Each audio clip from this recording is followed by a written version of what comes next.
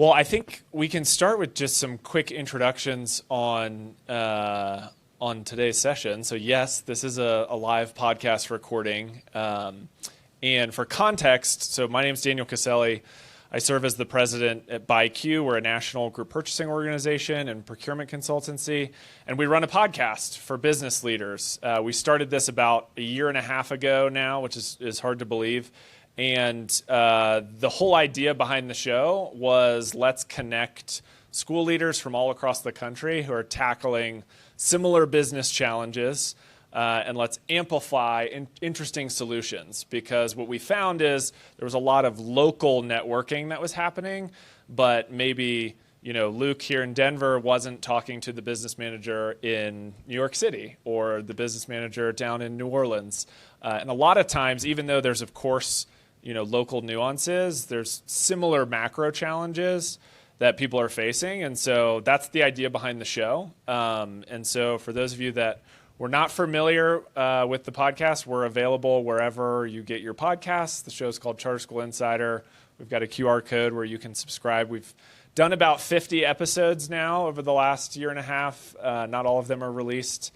And so we're excited to have you here today. And we have a special guest, Jen Wickens. I'll let Jen give a quick intro on herself. We'll also get more into her background when we get started. But Jen, can you just give a quick hello? Yeah, sure.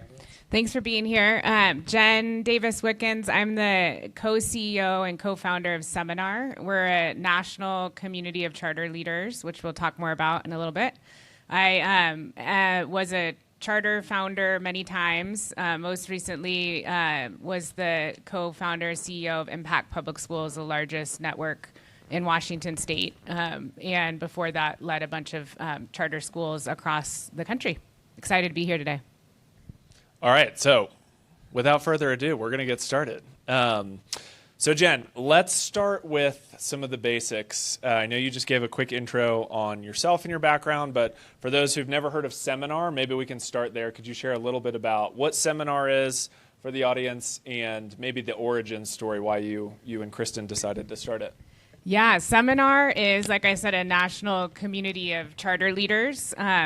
We have a platform, seminar.community. You can go there and learn more about it. But we started Seminar. It was quite organic. Actually, it's essentially what Kristen McCaw was my co-founder at Impact Public Schools, and we actually had launched the Washington region at Summit Public Schools together prior to that. We needed Seminar and didn't have it. So essentially, we're building what we needed. When we started schools, even though we had started many schools prior to Impact, felt like we were always reinventing the wheel. So we were always looking for tools. We were always calling other charter leaders, trying to figure out who knows what and who can help us with this problem. And so when we, after we built the succession plan for Impact Public Schools leaders to take over, we started coaching leaders around the country and noticing that we often have the same challenges, regardless of where you are. And yes, context matters, but the challenges are very similar.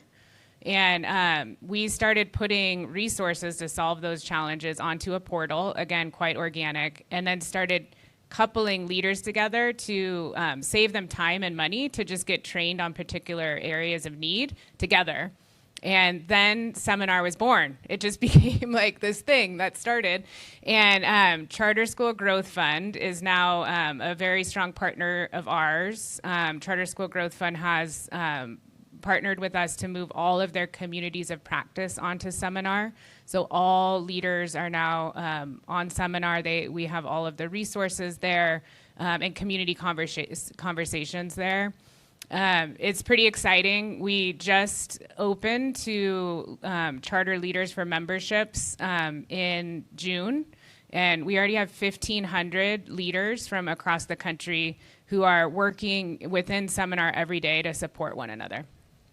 Amazing. So what we wanted to spend time talking about today was, there's really no other national community of charter school executives at this scale. And so I wanted to get into some of the learnings as you're observing this community materialize and really getting a pulse on the national heartbeat of the charter school movement. So why don't we start with, you mentioned 1,500 members. You're, what, a year officially in? Is that right? Yeah, opened Give or in take? June to membership. So, but yeah, there was planning prior. Okay, Yeah. great. Okay, so very new. What have been some of the kind of learnings that you and Kristen have observed about sort of the charter school movement broadly as you've had all these leaders come on the platform? Maybe we can start there, just at a macro level. Yeah, so tons of learning. So what we're seeing is a lot of new leaders. So we had COVID, which was rough. So raise your hand if you were leading during COVID. I know Jen said she was. Okay. So you're still here and you're a rock star, because that was a tough moment. But a lot of turnover, some leaders who who stepped into big roles without like really strong succession plans in place. And with that brings, challenge, but also like new opportunities. So we're seeing leaders who are like fresh, awesome ideas, eager, and asking for training, like skills-based training. Our sector is full of a lot of adaptive training, which is so valuable. Like, we've all benefited from it. We really need to know what our why is in this work, as an example of an adaptive training. And we're hearing leaders say, like, I need that, but also, like, how do I do this job? I want to talk to an expert who's done this job. I want to know what tools I should be using, and help me build my skills. So, and around a few specific areas that have emerged as trends in terms of needs. So one is enrollment. So raise your hand if you're like, yeah, working on enrollment. Everyone's working on enrollment. We should work on enrollment together. And we are, and I can tell you more about that. Governance. So what does it mean to lead a board and do it at a really excellent level? The third is fundraising. With the ESSER cliff, everybody needs funding, and fundraising is really tough right now. And then academic and social emotional gaps, just post-COVID, for sure is an area of need. You mentioned there's a lot of new leaders, a lot of people with maybe less tenure who rose into these roles as there was a lot of turnover coming out of COVID. You mentioned a lot of the macro themes. What are you noticing about the leaders themselves? Like you alluded to, this desire for not just kind of adaptive, maybe philosophical training and more practical need. What are some of the other things you've noticed about the leaders themselves that make up the community?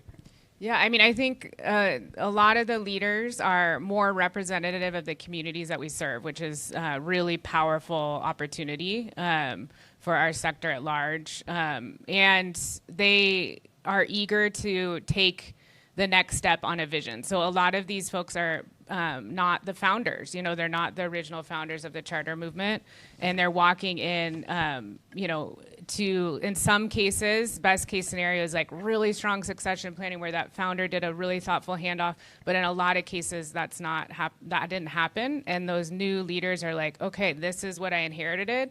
What does this mean to me, and how do I move this forward? So really it's an exciting moment. And then I think the other, to name the elephant in the room, just with the federal changes coming or potential changes, that's a real challenge too, on top of being a new leader, also having the courage to walk into school every day, and when there's still a lot of unknowns, and not knowing what to communicate to your faculty, to those students, to the families, because you don't have the information. It really is very similar to leading through COVID. So those who have led through COVID and are still in this moment actually have an advantage, because you've been there and you know how to deal with the emotion around that and the change management that it requires to lead during times of like extreme uncertainty. Have you found, a lot of the themes we're talking about are at a national level, but there are, pockets of the country where maybe there's going to be more change, whether that be politically, or maybe there's more enrollment challenges because of the nature of demographics in the state. How has the community shaped itself around maybe more regional problems? Like, are leaders in your platform able to find each other kind of geographically? How does that work? Good question. Yeah, I think so. When you join Seminar, the portal prompts you to create a profile, and it's your picture, and it's where you've worked, where you live, how many schools you're leading, your strengths, self-identified, and areas of need. And then you can see everybody, all 1,500 leaders across the country, and you can sort by location, so region. You can sort by number of schools, by strength, by need. So that's powerful. It's very simple. That's simple, but we've never had that. So, and I think leaders are finding that to be unique. You can then just jump on and chat with a leader. And it's been really cool, like personally, to see leaders connecting and relying on each other to lift each other's leadership.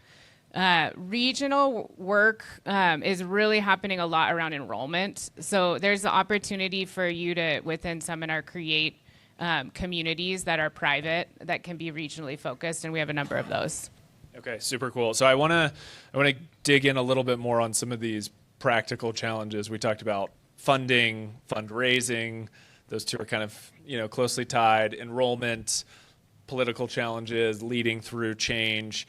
What does it look like for one of these things, one of these major issues to be tackled by a community, by a national community? How do you all think about that?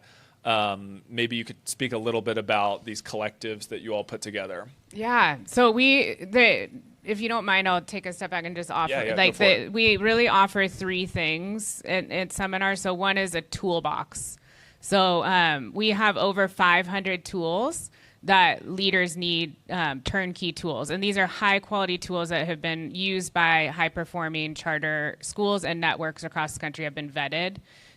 You as a leader can download that tool and customize it for your context. And the toolbox grows every day because every time we have a workshop or a collective, it always is tool forward. The second is workshops. So these are on-demand workshop sessions that target something that leaders are saying they need. So an example of this is before the election, leaders had answered our weekly survey that's optional. They can share what they need. And then we very quickly turn it around. They said they needed support with how to message what's going on with the election to their school communities. So we worked with the CEO of Democracy Prep, who had done a lot of work around this, and hired a communications firm to create a communications toolkit that then was shared in this workshop with, I think there was over 75 leaders from around the country in that session. So that's an example of a one-time, high need, everybody in the country saying they need it. We are funded to then go find the experts in the field and build tools to help you. And then the third is the collectives, which Daniel mentioned. And these are ongoing, year-long, expert-led peer communities that meet monthly, virtually, that are tool forward. So each of these collectives have an arc of the year. So an example, based on one of the pain points we've already named, is we have an enrollment collective. So we have an enrollment rock star, Corey Krall, who has done this work for multiple organizations and has created an arc of the year for enrollment for anybody leading enrollment. And she meets monthly with leaders from across the country who are leading enrollment, walks them through, okay, it's December, you're getting ready for your lottery. Here's a playbook for how to run a high quality lottery system. And the tool, then the leaders can customize it for their context, and then she provides feedback for them along the way. We have 10 collectives running. We just launched our last 5, and they're all oversubscribed. So there is high need in the field for this idea of being in community, sharing tools led by experts. Our most popular collective. I was going to ask, what's the most popular? What's the highest demand one? Yeah, the most popular is Bill Kurtz. He's the founder of DSST here locally. He's one of the strongest fundraisers in the space of all time. Raised a lot of money for DSST. He's leading a fundraising collective. It was so full, we opened a second cohort. But in it, there is work that leaders do in between sessions to really leave the sessions at the end of the year with a full plan, actually working directly with one of the funders they're wooing.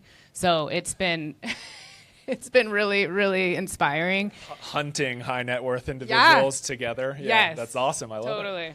Do you have maybe like a specific story of impact or positive outcome from a leader that attended one of these collectives? Maybe it could be in Bill's group or a different group that you feel like they got what they needed and now they're executing on it, and you've been able to see that sort of direct impact. Yeah, so many examples. One is Bob Nardo from Libertas. I don't know if you guys are familiar with him, but he's in our fundraising collective. And our last meeting was this week. And he chimed, as we were discussing how it was going with their last action planning tools, he chimed in and said he had used the 10 leadership fundraising mindsets that we had reviewed to land a funding partnership, which was new. And so it was just really cool to see the community like cheering for him and like really see that this work is like tangibly moving leaders' practice. Love it. Awesome. Okay, so what have you observed or learned that maybe surprised you a little bit about kind of current leadership needs as you all have launched these collectives, as you all have, toolkits you're building out? I'm sure you had original ideas for what would be wanted. As you said, you're kind of building what you would have needed a number of years ago. What has maybe surprised you about some of this work, whether it be the group kind of cohort work or more resource development? Yeah, I mean, originally seminar was going to be the toolbox and then these workshops. So collectives weren't part of the original vision. Okay. So I think we are surprised and excited about this idea of like leaders want to be in community with each other, period. Like that's how we as humans learn best. And that has become just like our foundation. And it's just interesting as, you evolve in a startup, like wasn't even part of the original vision, but here we are. And now it's where we put the majority of our time. And I think what I'm really passionate about is just this idea of seminar being a space where we actually just listen to leaders. What do you need? If you're in the seminar community, you get a Monday newsletter that's like, here's what's new with links to all the different tools. Here's a workshop that's coming out. Here's a new collective. And then what do you need next? It's just like literally one question survey. And we are just geeking out on analyzing that every Tuesday. Like, okay, and this is our guide. And we move as quickly as we can to deliver quality for the leaders. So this like feedback loop is just, I really believe in it. I am super passionate about getting leaders like efficient supports that help them, especially in moments of need like we're in right now. What would you say have been, I know we talked about Bill's collective being oversubscribed, the desire for fundraising support makes sense given some of the enrollment challenges, funding challenges. On the more practical toolbox side of the house, what have been sort of the most frequently used or iterated upon tools? I'm sure in the audience there's people who have reached out to colleagues and said, hey, do you have a playbook for this? Do you have a template for this? What are you noticing is bubbling to the top of the toolbox? Yeah, we love looking at the analytics as much as we do survey data. So yeah, we could see who's clicking on what, which is really cool to see where there's need. And then we raise those resources so others can see them too. We're working on a rating system for each of the tools, which I think will help. Our operations toolbox is so thorough. So it's essentially like anything you need to run a school. And it's long. You can see the list on our website of all the resources there. So that one for sure is visited frequently. Our enrollment toolbox is very, very thorough. And then, there's a lot of leaders right now working on their budgeting. It's start of budgeting season. And then, their 5-year strategic plans. So we have annual planning, 5-year planning tools that have also been popular. Can you just, out of curiosity, let's go with the budgeting example. Different people have different philosophies about building a strategic budget. How are you all thinking about deciding what the what the end tool is, and who is the expert that influences this tool? How do you think about like providing something that's relevant to everyone? That's not okay. This is this network in California's budgeting template, and we're just trying to like repurpose it for everyone. Yeah, it's a great question. When we first sought out to open, we thought the biggest need was schools that had, or organizations that had 1 to 4 schools, or 0 to 4 planning year to 4 schools. And so we really targeted our supports, the toolbox, like our marketing to that group. What we have found though is like it doesn't matter. Like some of the large CMOs are wanting these tools too. And having worked both in a single site charter and a larger CMO, I see that like some of the larger CMOs, while their work is super compelling, obviously, and they're growing, they don't always have things codified, right? Right now we have the 1,500 members. It's a mix of single site charters, folks starting in their planning year, and some of the largest CMOs in our space. Locally, we have, DSST is a partner. We've got Rocky Mountain Prep. We've got KIP, and then a lot of single site schools here in Colorado. For tools, that makes it challenging, right? Because you're like, what a large CMO needs is not what a single site charter needs. So we have, in a lot of cases, examples of both. The CMOs have tools that are really strong, but when you open a 5-year budgeting tool of like a very large network, it could be very, very overwhelming with like way too many sheets at the bottom for someone who's just starting a single site. So in that case, we offer the CMO model and then a smaller 0 to 4 model. Every tool we have somebody on our team who's trained to what we call gut and make them universal. So they are templates, and they all look the same. They're branded the same, so it doesn't feel messy. You're not sorting through trying to find, like, what's the best one? Like, we are delivering you the quality version, and then you can go from there. And then when you click on Seminar, and you all, now we've never done this before, but you get access for a week to Seminar Core. We're trying that. So please test it out and email me if you... just email me with your feedback. I would love that. But when you click on a tool, you'll see every tool has a purpose and a how to use that goes with it. So it's not just randomly put in there. We have organized them very nicely, so you can find what you need. That said, the toolbox is getting very big. So we, over the last couple of months, have worked to create an AI tool called Seminar Sage, where you can now say, I need help with a 5-year strategic plan, and it will pull up the tool for you. It'll pull up the workshop, the conversation between leaders on that topic. So you're no longer having to scroll to find what you need. And in a minute, we'll talk about how we're looking to expand that, but it makes it just real fast to get what you need quickly. So I just put this QR code up on the slide there. So like Jen said, you guys have free access, which is cool. If your school does not participate in Seminar, you definitely recommend checking it out. At the very least, go pick a sweet template to download, and then tell Jen what you don't like about it. Please. She will appreciate your feedback. And that QR code is also on the little pamphlets that are on the slides there.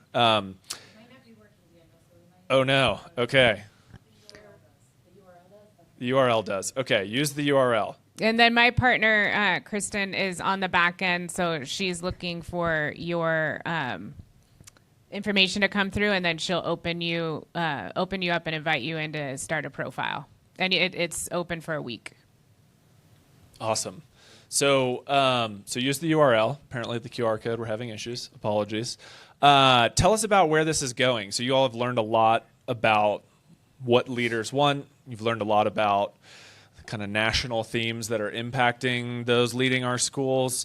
Where do you feel like the community is pushing this versus, I mean, I'm sure you and Kristen have visions of where you want to take things, but where do you feel like the community is really pushing you all to create solutions? Yeah, great question. So we There's more need for collectives, so we are launching a whole new suite of collectives that will start in the summer and then run through next year.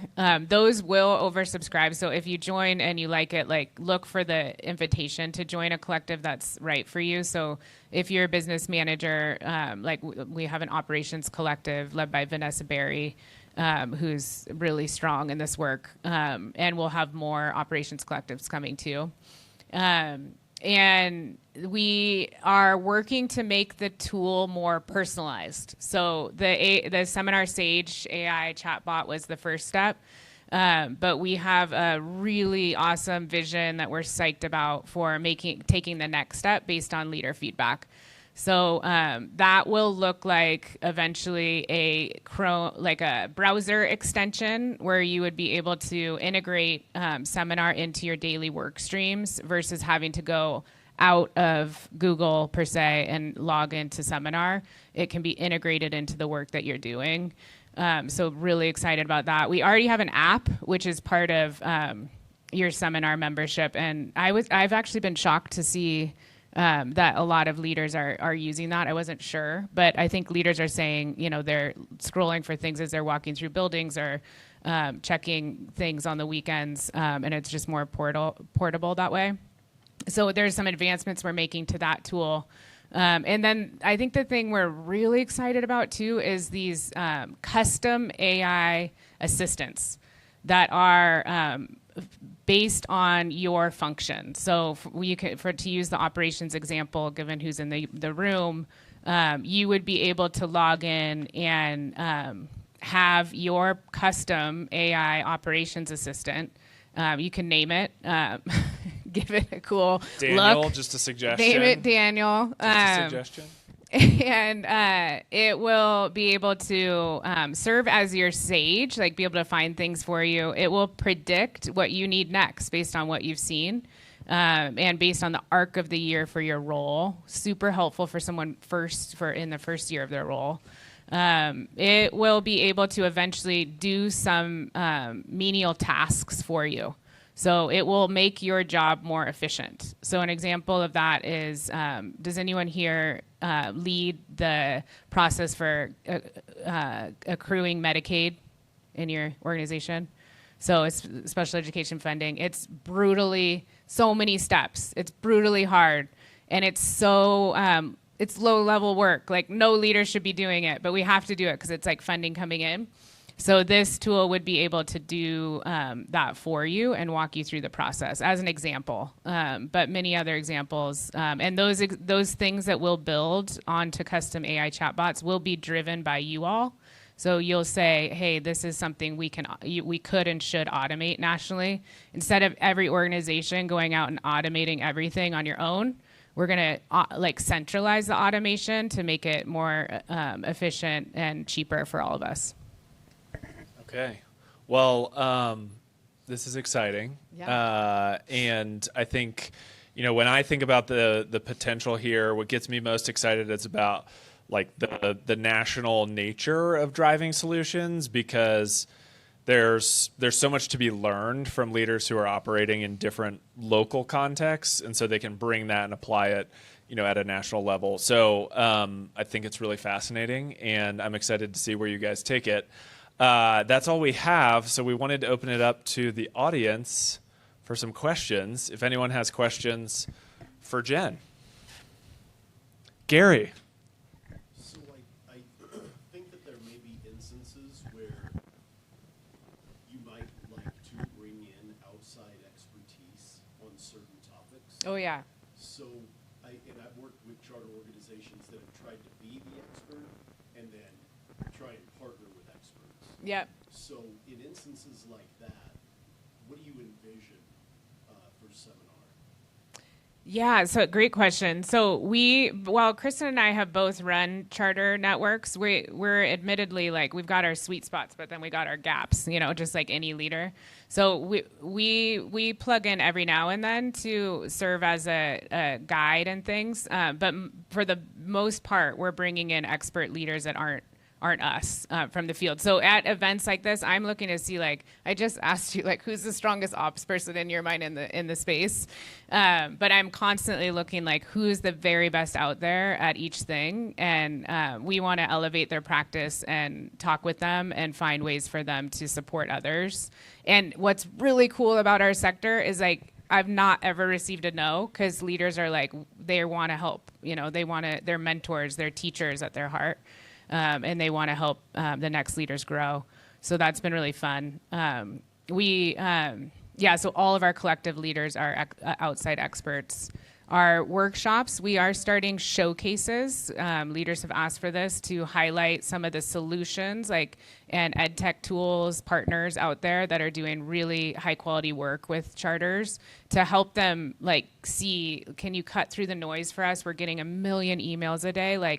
How do I know what's high quality? So excited to talk with any partner that's already working with charter networks to help showcase your work.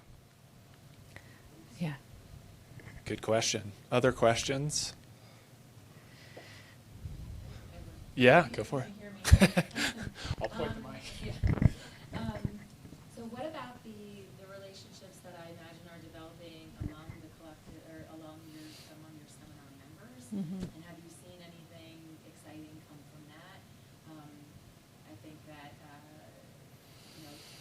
charter school leaders have a very challenging job, and I imagine some of it is just the emotional support of other leaders in the community, and so just a way for leaders to come together and kind of share also just kind of their more personal challenges, and then just know that they have that support out there also. Have you seen anything along those lines that you maybe didn't expect or been interesting?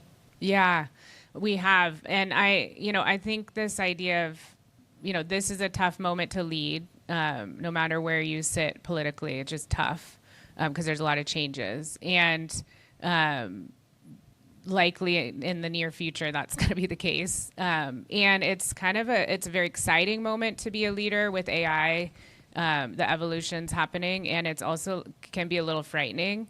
I think what we're excited about is leveraging AI where we can, but staying very human centric. So the power of seminar is not the portal. The power of seminar is the community coming to it, the experts coming to it, and the knowledge that's just being shared between leaders. So what we're seeing is conversations, happening in writing across leaders, groups, leaders connecting with each other on topics, asking for pop-up communities. We're seeing we offer member-to-member matching, which has been pretty cool. So leaders engaging in that, saying, yeah, I want to talk with members about enrollment. Anyone who's really strong in this, can you pair me with them? Or I just want to talk to another CEO that's in their first year. So we offer different topic areas. But I think as things get more and more automated, where AI becomes more and more a part of our world, there's power in us continuing to provide space where we together stay human. And I love that seminar is sort of straddling both. Yeah. So we say our portal is powered by community, which is very true. Yeah. Any other questions, Luke? We just got our technical charter network status with the new campus. You having started multiple campuses and being just part of the seminar, I'm curious if you kind of know kind of pitfalls of new schools and kind of top things a new leader in that new school kind of should need or look for. Yeah, great question. Are you saying you have one campus and you're expanding? We have 5 campuses. We just opened the 6th. Okay. Yes. So, and your question is as you scale, what are common pitfalls? Yes. Okay. And then with this new campus, what are pitfalls to watch out for there? Yeah, it's such a good question. So, I think the biggest challenge in scaling is maintaining your culture that was the essence of what made you successful in your first school or first few schools. I do think the jump from one school to the second school is the hardest, but it sounds like you're beyond that point, so I'd put my money on you. but yeah, maintaining that culture, which gets harder and harder as you get further away from the founding vision and further away from those hardworking, just like gritty founders who are making it work. Teachers and like for sure the teachers in the first campus. I think the way that we've seen people navigate that is making sure you have a really strategic plan for seed teachers and seed leaders that come from strong communities that you already have. So, and those leaders can be the voice of the vision. They can be the guides. And really helpful if you have a seed principal, somebody who's worked in one of those schools for at least a year and really understands the core values. So that's one. And then I think the second is just making sure that your team has codified like what makes it great, codified steps so that campus 5 and 6 aren't having to like reinvent the wheel as if it's a new startup, like really leveraging the centralized supports. And I think our early charter founders, that was an area of growth, but some of the newer charter networks are really getting that right, which is exciting. So would love to talk more with you about it, but those are the two that come to mind. Yeah. How dare you have a second question, Gary? Go for it. Yeah, I may have missed this. I'm sorry if you talked about it, but is seminar supposed to be all the best practices for anybody that's on that leader's team also? And then the leader gives their team member the tools? Or do those leaders underneath the big leader, right? Yeah. Access seminar for their own purposes? Yeah, great question. I should have been clear about this from the outset. So seminar right now is for essentially assistant principal up through the CEO or ED.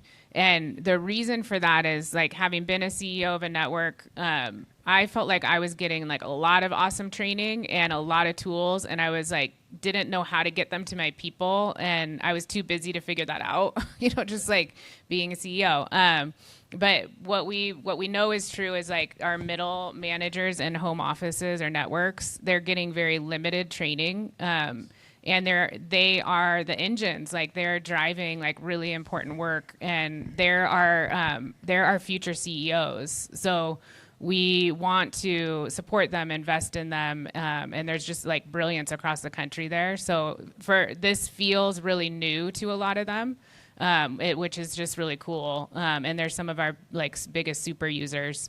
Seminar is membership is for a single leader, so anyone in that realm. And many of our single leaders that tried Seminar for a couple months have now purchased network-wide memberships or school-wide memberships, which allows you access for anybody who's a leader in your space to then have Seminar. And we can build private base spaces for you where you can store your internal resources and have communication between your network there too. Sort of like Slack meets sophisticated Google Drive. Instead of having multiple solutions, it can all be on one. Yeah. All right. Well, Luke has another one. Go for it. Yeah, we got time. Listen, Yeah. We're not in a hurry. Go for it. You mentioned enrollment being popular. We're doing fairly well on enrollment, but we're always looking to Congrats. expand. With our new campus is doing its best. Great. But word of mouth is really the only successful method. We handed out flyers, we visited departments, we put banners on top of other schools. Curious on what successful methods you're seeing through seminar. Yeah, I mean, if you have word of mouth, that's money. Like that's where you want to be. Like as soon as you have strong word of mouth, like there's nothing better. And that's a testament to the community you've built because it's clearly working for families. There's no replacement for a high quality school. Like it will, and the like high quality schools is much easier for people to sign up for it. I like, some of the things that you've mentioned, doorbelling, tabling, marketing flyers and things, those can be done well or poorly. So I've seen myself, because I'm very passionate about outreach work. Like when I led Impact, I actually still at the very end was still leading the enrollment and outreach team, because I think it's the heart of the work. It's obviously where our students are coming in, where our revenue is coming in, but it's also where culture is built. And so like it must be done well. And I would sit like at the tables, community tables, and notice some of the other orgs, like on, people on their phone behind the table, like not out in the community, like pulling people in. So we do a lot of training on like, don't just do it really well. And like, here's what really well looks like. And there is no replacement until you have word of mouth for a strong ground game. So spend your money on training, spend your money on feedback to get the right team on the ground. And we have a really clear perspective on like what right means, and tools in there for like what to look for. Really tough to find someone who can both build trust and close, but you have to have both. And if you're going to pick one or the other, you're going to pick the closer and teach them how to build trust, not the other way.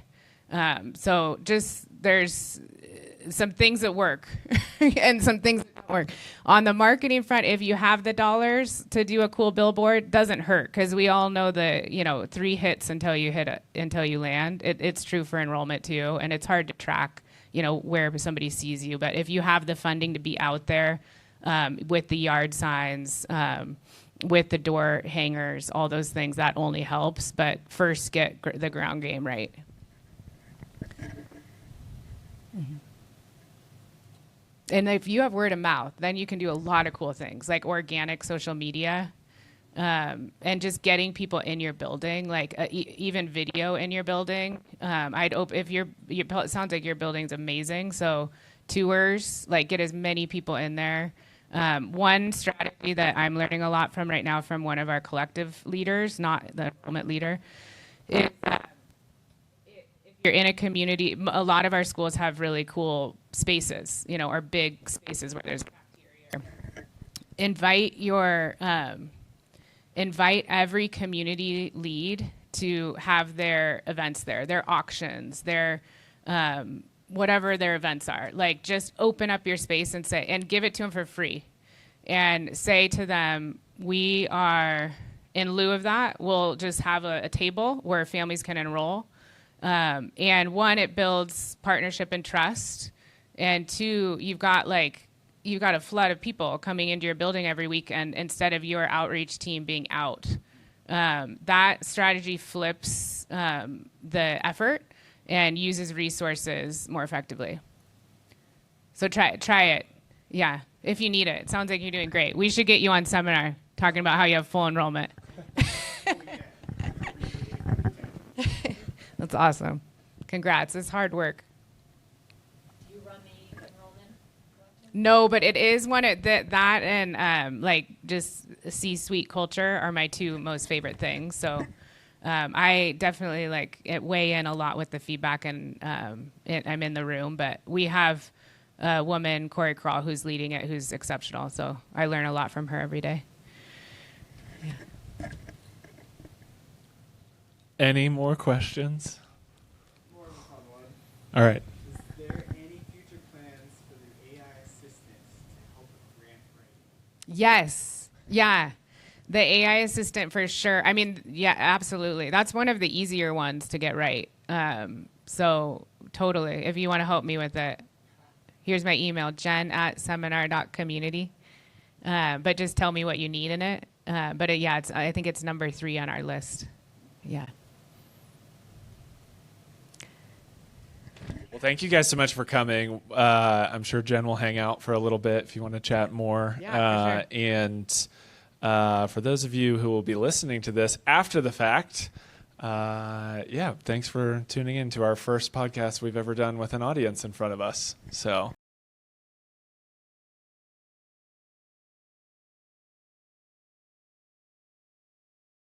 Thanks for listening to Charter School Insider. This show is brought to you by BuyQ, the group purchasing organization specifically for charter schools. Want to learn how to maximize your school's purchasing power? Join together with thousands of other charter schools by visiting buyq.org/sign-up. BuyQ's purchasing program is free and has no obligations or commitments required. If you enjoyed today's episode, do us a favor and subscribe on your podcast listening platform of choice. If you have a question or feedback for us, we'd love to hear from you. Send us an email at podcast@byq.org. Thanks, and we hope you'll tune in for the next one.